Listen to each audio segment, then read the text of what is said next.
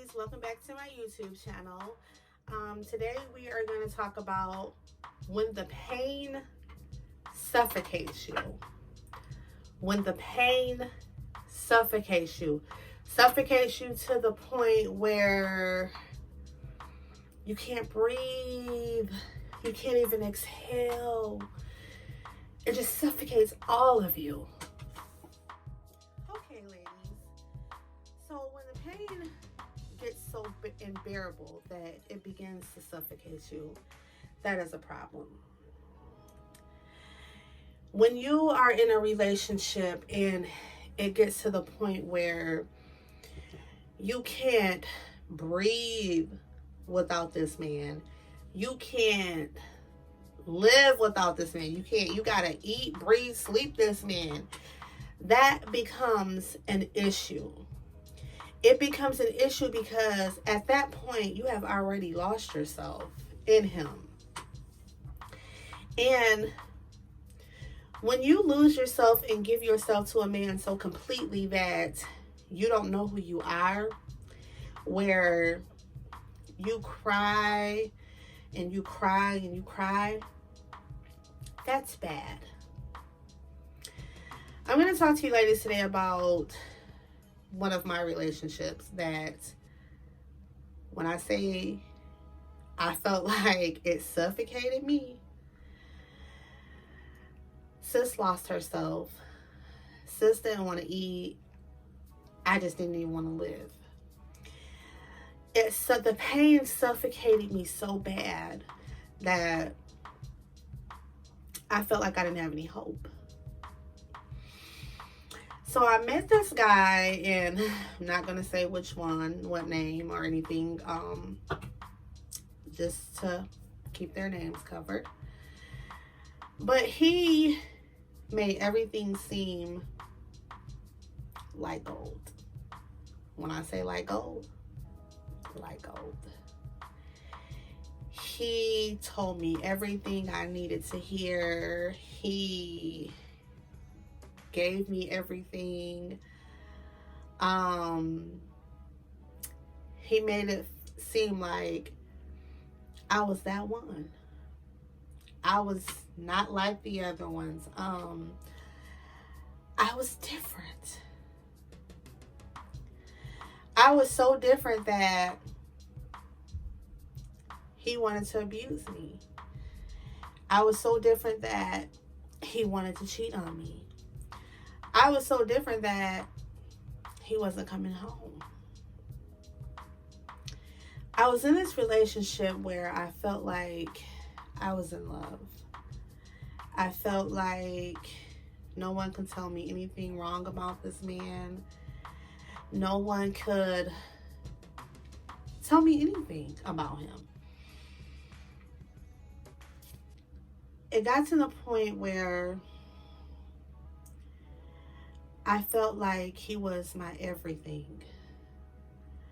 I felt like he loved me. He gave me everything. He showed me everything. But in reality, I was just fooling myself. Everything was okay. We would go to the movies. We would go bowling. We would go hang, over our friend's house, barbecue, just do normal things that couples normally do. I would be okay, be okay with his friends. Everybody was sis. I was sis, when they were bro. I felt like everyone loved me. Oh, shoot. I can't do that one.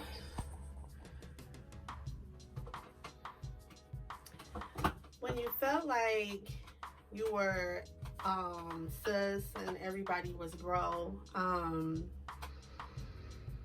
it kind of made you feel good. Because it kind of made you feel like, oh yeah, his friends really like me. Everybody's okay with me. They're not going to lie to me. Everybody's for the relationship. But in reality, They weren't. They were just as slick and sneaky as he was. They was okay with him not coming home. They was okay with him getting drunk and them having their little girls and whatever else, you know, they were doing out behind my back. It got so bad where he was taking my car. He wasn't coming home. I would be up in the morning praying that he would just make it home before the kids had to go to school so I can get them to school. It got bad. It got bad. Because all those people that were calling you sis and bro was all the same people that was helping my man, as we can say, do his dirt. It was just like, what is wrong with you guys? Do you not care that it's hurting me? Do you not care that he has a family at home? No, nobody cared.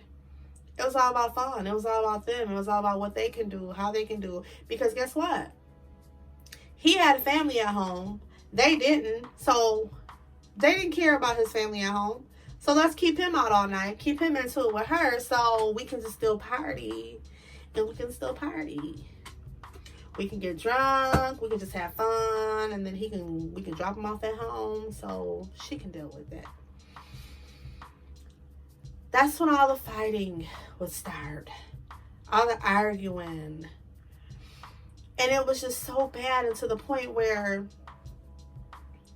every day I had to wonder if he was going to be gone all night, if he was coming home drunk, if we were going to have to fight, if I was going to have to argue with him. I had to wonder all those things, which that's something that a woman that works, cooks, cleans, makes sure the kids are okay, shouldn't have to really worry about. But I did. I was so on edge all the time. I couldn't trust him. I would have women calling my phone, women calling his phone, and he just lie and just lie. So it got so bad where the pain hurted so bad. I couldn't breathe, ladies. I cried. I prayed.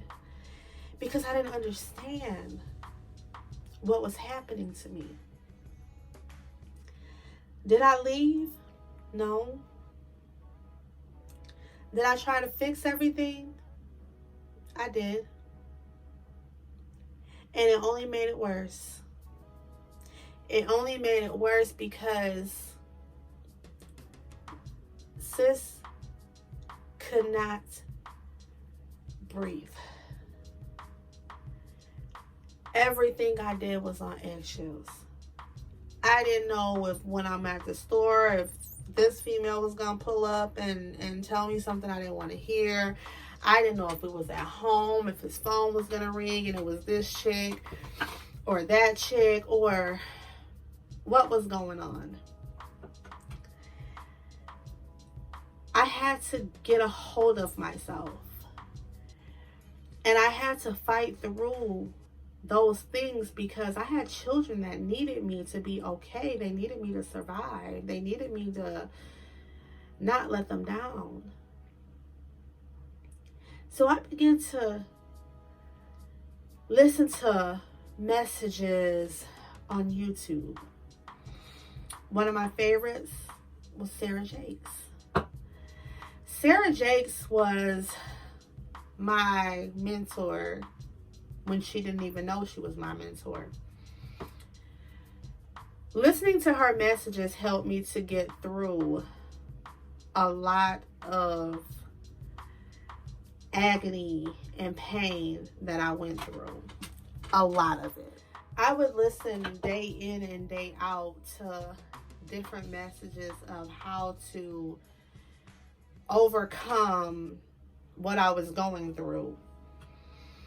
So there became a time where I got a little stronger and the pain was not so bad, and I can actually breathe a little bit.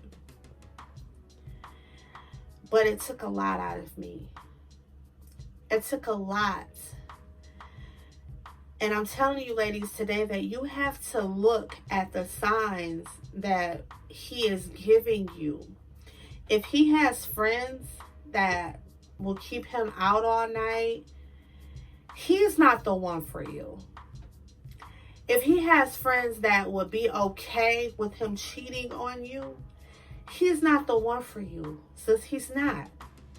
Because any man that is a real man that is the one for you, he will be able to tell his friends. Matter of fact, it wouldn't even be no friends that would even be able to persuade him to do those type of things to you.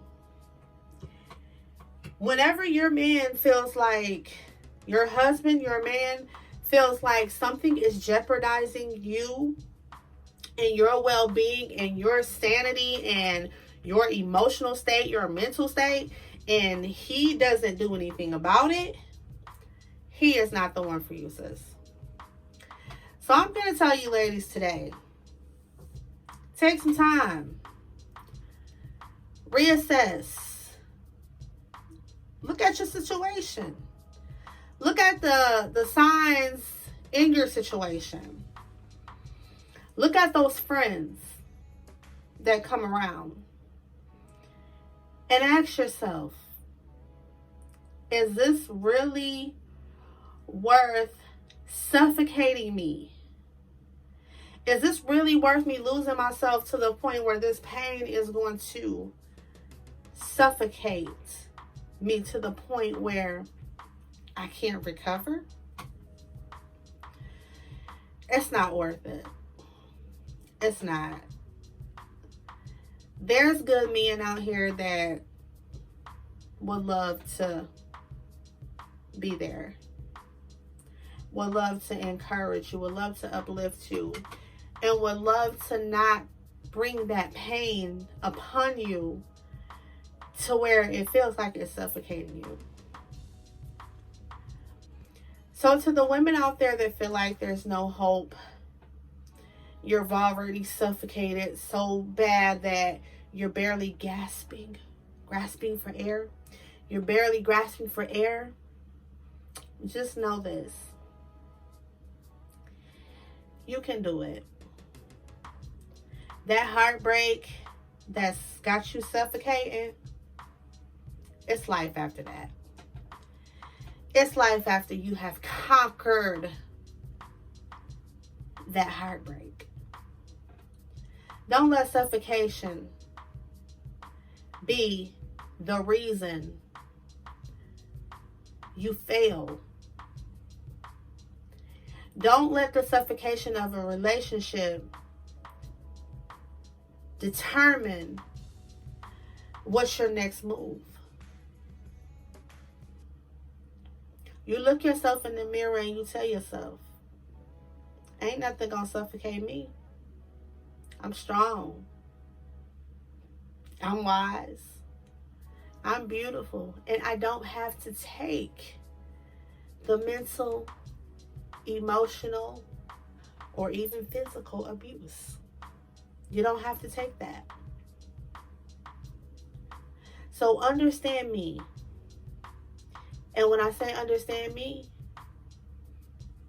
because I've been there, and sis know how it feels to feel suffocated, to feel like you, that's how you feel. You gasping, grasping for air. You don't want to feel like that, ever. So be strong in the Lord and the power of his might. You can do all things through Christ who strengthens you. The Bible says that she is clothed with strength and dignity. That is Proverbs 31:25. Stand on something to keep you going so that you won't settle. And always remember that there's life after heartbreak. I survived. You're going to survive. And together, ladies, we will live again. So until next time, you ladies be encouraged. And you ladies stay focused.